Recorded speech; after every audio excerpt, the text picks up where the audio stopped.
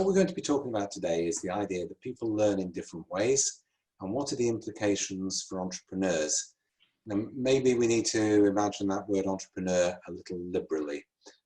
More of that in a minute. Okay, so who are you talking to? Who am I? Well, that's me doing one of my favorite things, and that's walking in the mountains. I don't look quite as young as that these days, though. But still a very favorite activity. I'm a PhD researcher, but my day job is a specialist study skills tutor. Where did I start life? I started out life with a physics and computing degree. Back in the dark ages of the 1970s, with the dinosaur computers, you know, when they took up rooms, now they just slip in your pocket, as we know.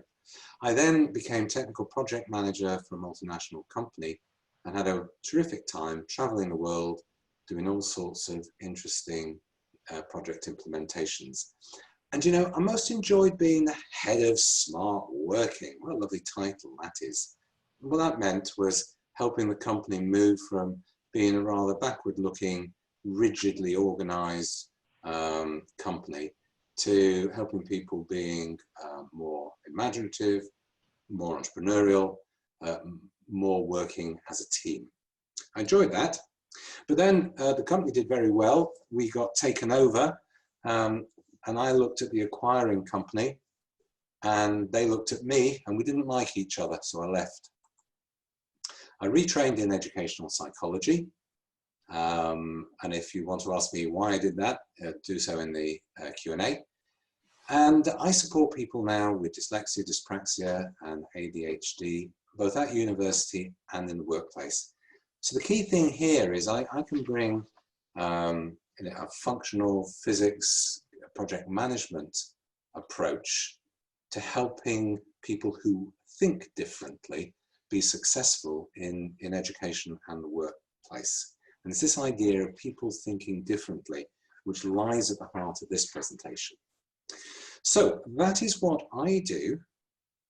Well, now it'd be very nice to hear what you do. So on your screen, you will find a chat button. David tells me it's probably at the bottom of the screen, as you can see, but it might be elsewhere. But if you could just please, first of all, using the text conversation box, the chat box, could you just tell us who you are, what you do? Do you run your own business? Are you a technical manager? Are you an accountant? Whatever, just so that we can get an idea. And I'll read them out.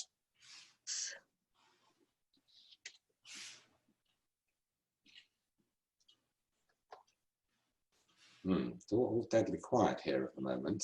Nothing coming up on the chat at all.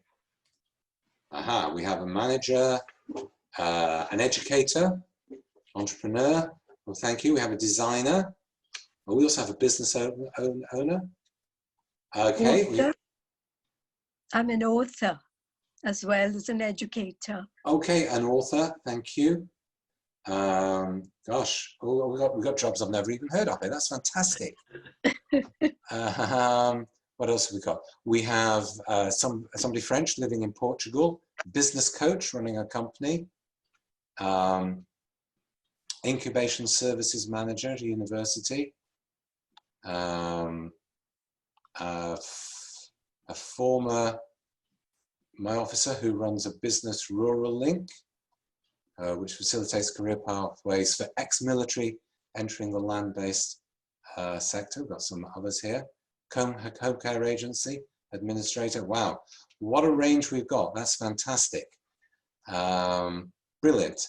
So now, what I'd like you to do, if you would please, is, if I hit the right bit of the screen, just type in what you want to take away from today. And no promises, we'll manage it, but let's just have a look at what you'd like to take away today. I've been asked by my editor to write the second edition of a book which was published in 2008. And a section that I want to particularly look at and rewrite is exactly your topic. You know, people, how do they actually learn in different ways? Okay, thank you. Using learning styles, that's great.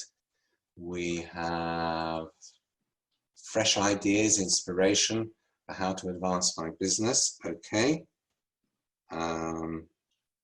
Great. Learning from my experiences. Thank you. And I'd love to give you some idea of those. Okay. Some inspiration. Oh gosh, I hope I live up to the expectation of inspiration here. I really do. Okay, well, that's great. Thank you very much, everybody. So we've got learning from my experiences, getting a bit of inspiration to advance business, fresh ideas. Okay, well, hopefully I will give you some fresh ideas. What I'd like to do now is get into the bones of what I want to talk about. And this idea, people learn in different ways, the implications for entrepreneurs and anybody managing people. We all manage people one way or another. And whether that's people who directly report to us, or whether it's people we have to work with collaboratively in other organizations.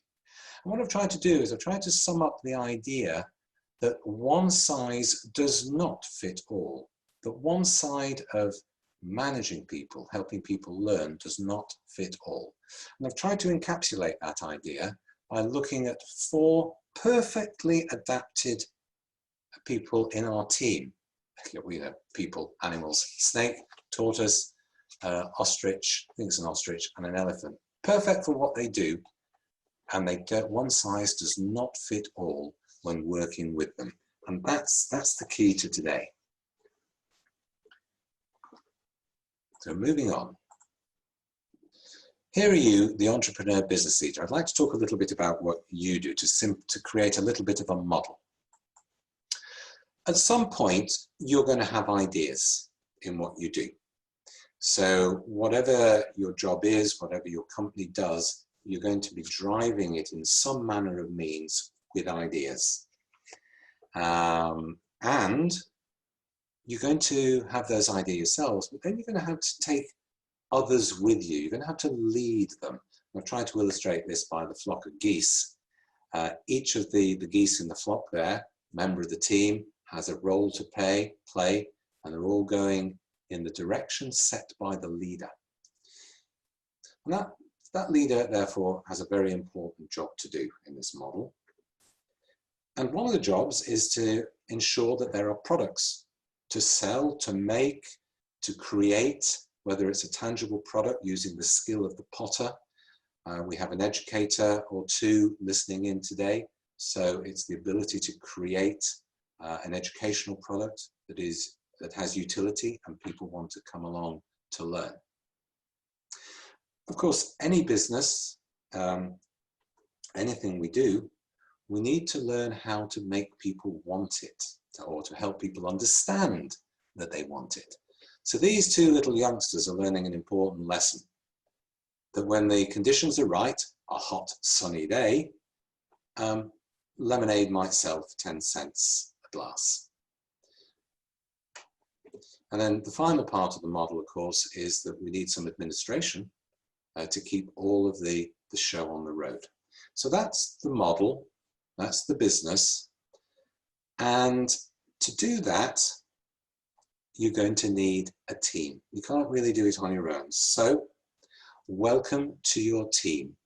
So here we have a team, 16 people, nice and diverse, whichever way we want to look at it. But there's some common factors here. They'll all need to believe in you, certainly. You will have hired them or working with them for their skills. And certainly in my experience, most people prefer to give of their best, especially when they've got somebody they can follow as a leader. They also need to learn and develop. You know, we hire people for their skills today, but actually they need the ability to learn and develop as our organization, as our projects move ahead. And then here's the key to today. They're going to be people who learn in different ways. Now, you've got to weld all of that together. So that makes you a coach. So here's your coach's t-shirt, everybody. One size doesn't fit all in a coach's t-shirt. That's certainly the case. But how different are the ways that they learn? Here are some ideas. Now, I preface the following ideas with this. It's a slight caution. There are different models of learning. I've just chosen one because it's one that I like and it's easily accessible to me. And also I use it with my students a lot and my people in the workplace. I'm going to introduce you to the idea of learning styles. Now, this has been around for, a good 30 years, I think. And when it was first introduced, the idea was that we each have one preferred learning style, only one.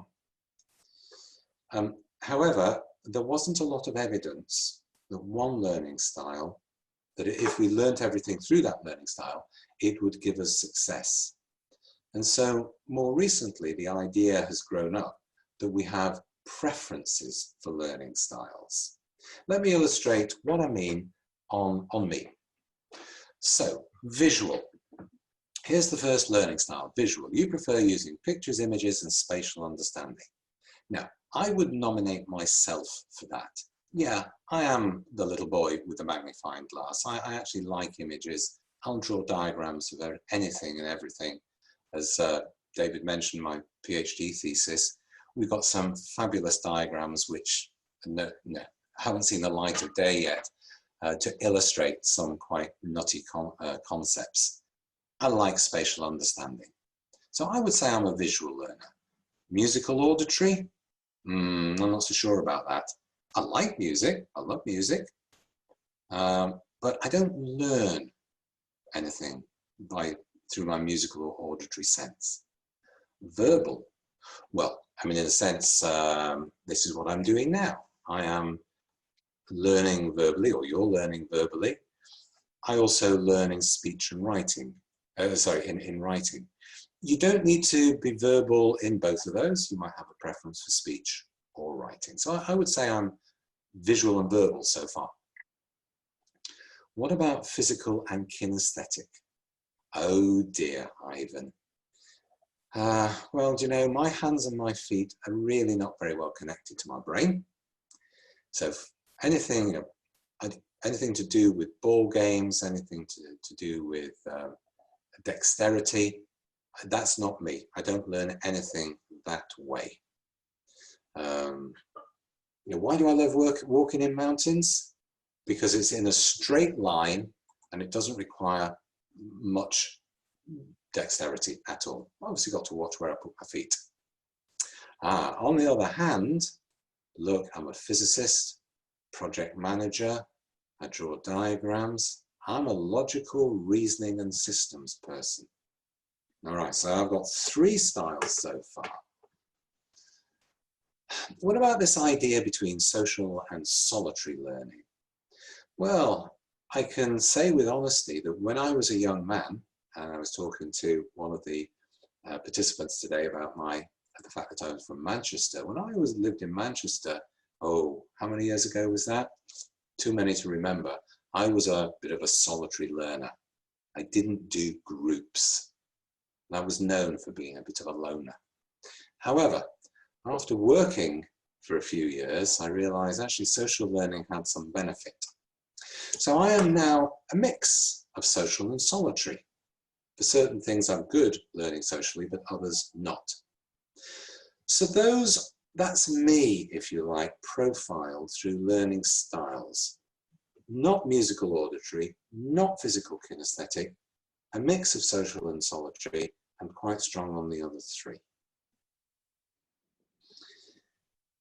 Now then,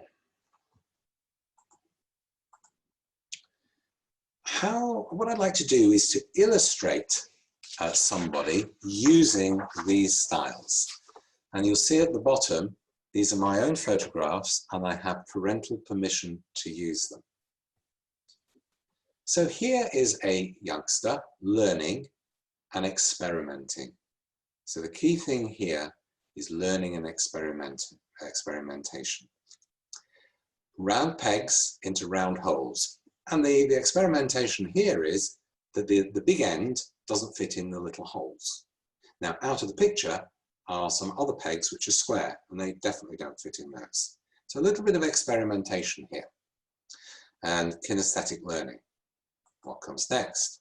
Aha. Yeah, so the youngster has got the idea of a lid. So here's a plastic container with a lid already in it. And in the youngster's hand, there's a black lid. But shouldn't the lid do something on that container? Bit of failure here. Lid doesn't fit. But from failure comes success. There is the right size lid on the right size container. So what we've got here is the idea that learning takes time, takes repetition, and there's a degree of failure involved in doing it. Let's have a look at kinesthetic. What happens if I push this trolley with basket? It looks interesting. Oh, it moves. And had that been a video, of course, you'd see the trolley moving right across the floor till it bumped into a wall. Okay, so there's one example of kinesthetic, pushing things. If I push things, something happens. If I push here, if I push a shape into a hole, oh, it makes a picture. So I'm using the same concept here, but I've got a different outcome. Now if I push this, what's going to happen? Well, Mom pushes it. She's showing me how to do it. And if I push it, it moves. Oh, so this might be a bit like the basket and the trolley. So, key here, same learning style, but applied in different situations. So we're talking about a transferable skill here. Let's think about the visual learning style. So I love this picture. How interesting can a washing machine be? Well, she learned quite quickly what happened in a washing machine. Mum put the clothes in, Dad occasionally, and oh, it goes round. Oh, and it comes out clean. She very soon learned the nature of this, and of course, a year and a half later, she now takes the washing to the machine, puts it in, and closes the door. She might forget the washing powder, but hey, the power of observation here. Very, very worthwhile recognizing the power of observation. But again, repetition necessary.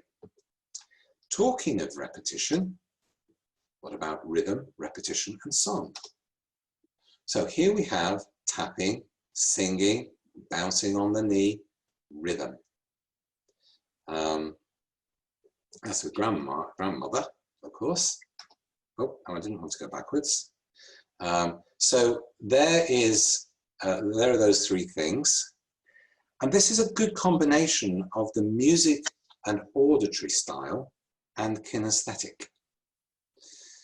Now, not only does this youngster, it's obviously all the same youngster so far, not only can she put clothes in the washing machine, she's also got a repertoire of over 35 songs which she has learned through rhythm, repetition, a kinesthetic, music, auditory learning sense. And she'll go for 20 or 30 minutes just singing to herself. So that's been a very successful one. So let's have a think of solitary and social. Here we are. She's been solitary, self-contained, looking at her books, learning. Oh, this is a mix of solitary and social. I'm doing it with my grandmother, doing it with somebody else, but we're both doing it at the same time, quite happily. Oh, now this is very social. I'm with my grandmother, I'm with my great aunt, and we're having a great time of being social with talking about elephants, more singing about elephants. So you can see what I'm trying to do here is illustrate the idea that we can engage with multiple styles, one person. What about social and indeed going a bit further with role play? So here she is with her cousin. It's quite interesting that she and her cousin both live in different countries.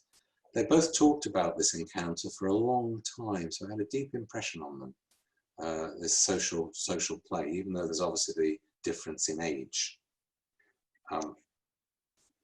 Interestingly, who's the person in this?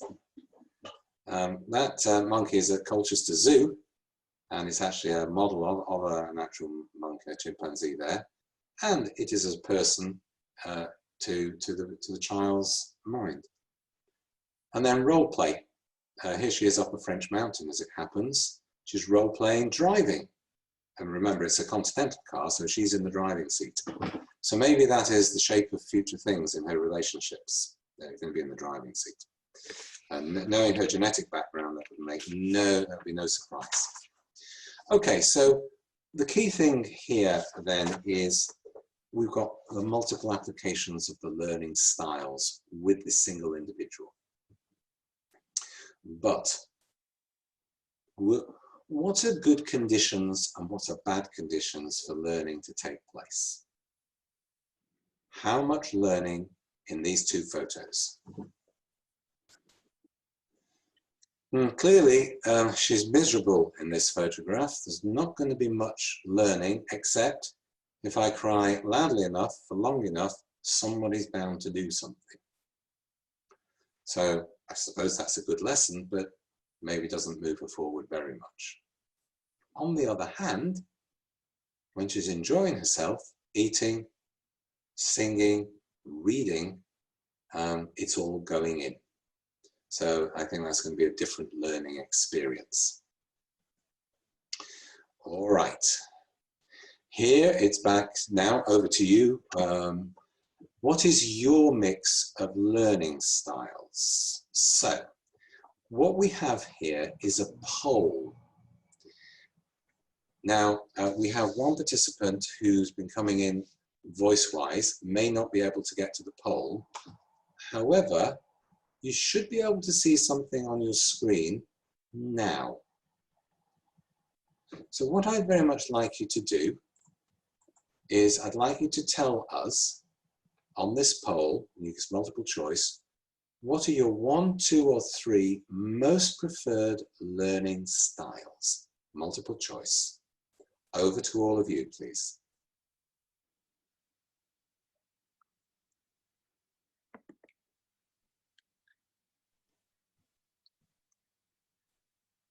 Oh, hang on a second. I need to launch the polling. Oh dear, Ivan. There we are. Where did you learn to drive this car? Okay, so now you should be seeing the questions. Okay, that's great. Thank you.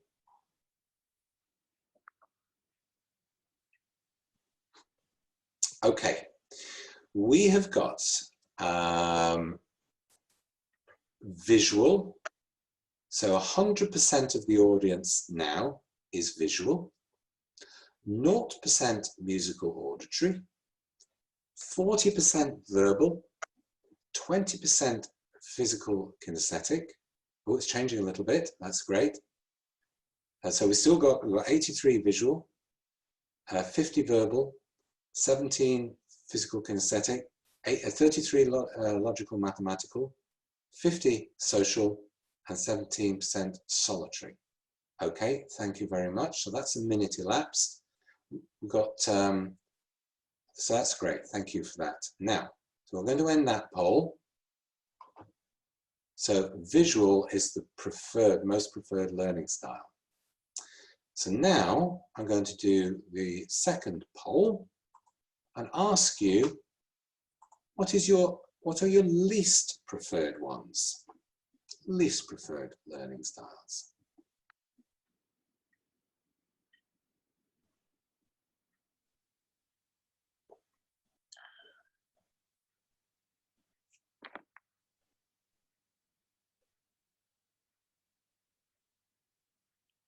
Okay, that's great.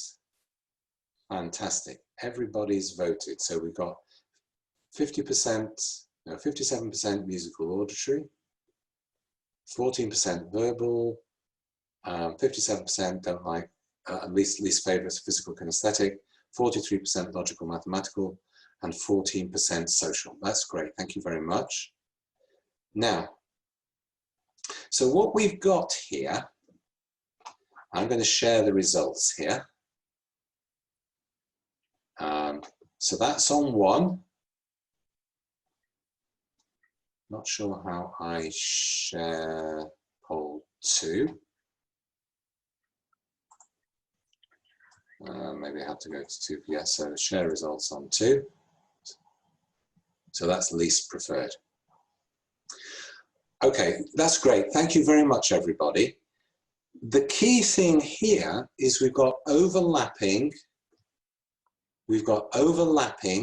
most preferred and least preferred styles.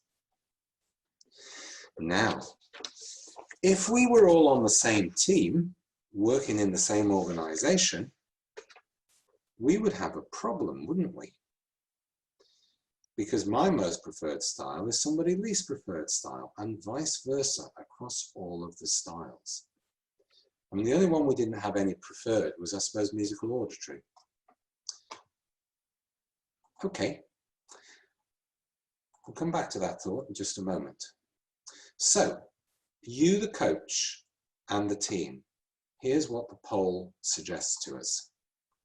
Your team members learn in different ways. If we were all on the same team, we'd be learning in different ways. Now, I do point out that this isn't a scientific treatment of our learning style, but the message is clear. Your team members are like some ways, and as with the picture of the child who's enjoying herself, that will reinforce the learning. But however, they'll dislike others, which will block the learning. Ooh, well, where does that leave you as a coach, as the entrepreneur, as the business leader, as somebody who wants to launch their ideas to get them implemented? Well, unfortunately, you can't learn everybody's likes and dislikes.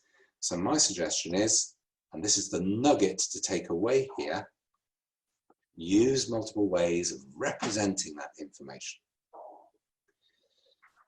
So we have verbal learners and visual learners in our team. So let's use both words and images. Okay, we don't have auditory learners, but were we to, we might use sound and images. We might have got visual and kinesthetic. So we might use video and practical. We might have got kinesthetic and social learners. So we might use kinesthetic and role play. But Ivan, you say, I don't know how to do all of those things. Well, that's fine, but maybe somebody in your team does. And maybe you can put your team members together to work on coming up with ways of representing the information that you need to represent. Well, that's all very well, Ivan, in theory. How do I do it in practice? How do I put that into action? So what I've got is I've got 5 ideas here of how you can put things into action. And the first one is called, appropriately enough, action learning sets. So this is where small groups of people work together to solve a shared problem. So it lets people use their strengths and skills in a group social setting. So obviously for solitary learners, that might give a problem, unless the solitary learner takes certain parts of the problem and works on their own on that part, and then brings it back to the team. Here, on these little zoomy screens, I've given you a link to a website that describes what's going on. And there's a key bit here, which I'm going to read out. It might be a bit small on your screens. The reality is that changing behaviors and getting new skills and habits to stick is tough business. Some evidence suggests that only 10% of training we receive actually transfers to better performance in the workplace. And it goes on to talk about the way action learning sets, these small groups of people work together, actually is a better way of making behavioral change stick. Because those people designing the change are those who are probably going to be part and parcel of its implementation. So there's action learning sets, and I'm sure that some of you have heard about those. What about the next one? Storytelling. And this is quite interesting because this is using auditory to help people visualize the real world and imagine how things could be for them. The storytelling, as it says, it can be verbal, visual, or indeed musical. Now, we've just had VE Day, and Winston Churchill was a past master at helping the beleaguered British visualize the evil of Nazism and the sunlit uplands of victory. And you know, those are, what did he say about Nazi Germany? Of a new dark age, the evil of a new dark age. And then he talked about victory and the sunny uplands of defeating Germany. So he used storytelling to visualize well, was it the real world? No, he wanted people to put their lives on the line to get to that world. And here is a non-warlike article from Forbes magazine on how to use storytelling as a leadership tool. Now, I mentioned the company that I worked for very briefly. In 2004, which was 5 years before the acquisition, we went through a very sticky patch as a company. And the managers, we as the managers in the company, we used storytelling to help people visualize how we would get out of our difficulties. Okay, what's the next one? The flexible leader. Well, it's adapting your style to help your team achieve your mutual goals. In the same way as we're expecting the people we're working with to change, maybe we should be a bit more demanding of ourselves, to be more flexible, to learn new skills. And here is a website about adapting your style so that others can achieve. Now, I have to say, as a young man, I might have looked like that man at the back, smiling with the dark hair. I might have looked like that as a young man. I was a solitary learner, so a group like this would have filled me with horror as a young man. However, more recently, I'm very happy with groups like this. So my own style has changed. Okay, number 4. The learning leader, the learning organization. We don't have as the managers, as the leader, we don't have a monopoly on knowledge. Our people probably have a lot of knowledge that we can tap into. So we need to, and often they're at the front line, we're not necessarily. So we need to invite their feedback, we need to listen, we need to act, learn together. This website talks about one of my business heroes. And yes, he does have his faults, but you know, Richard Branson is one of these leaders who listens.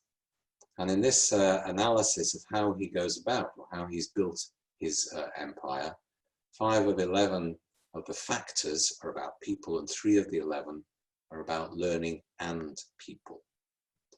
But anybody who works with Richard Branson finds him the most wonderful communicator both ways, listening and talking. And then lastly, the qualities of a good coach. How many people are going to be on your team? So I showed you the picture earlier on, the team of 16. A good coach will harness everybody's strengths. And here's a little bit of a take on coaching. It's on the link on the presentation that David sent you, or you will have received through your Eventbrite booking. What's a good coach? And this is an interesting, here's a coach, looks like 1950s, I think. A good coach is someone who can give correction without resentment. So it's helping people understand how they can be better in themselves.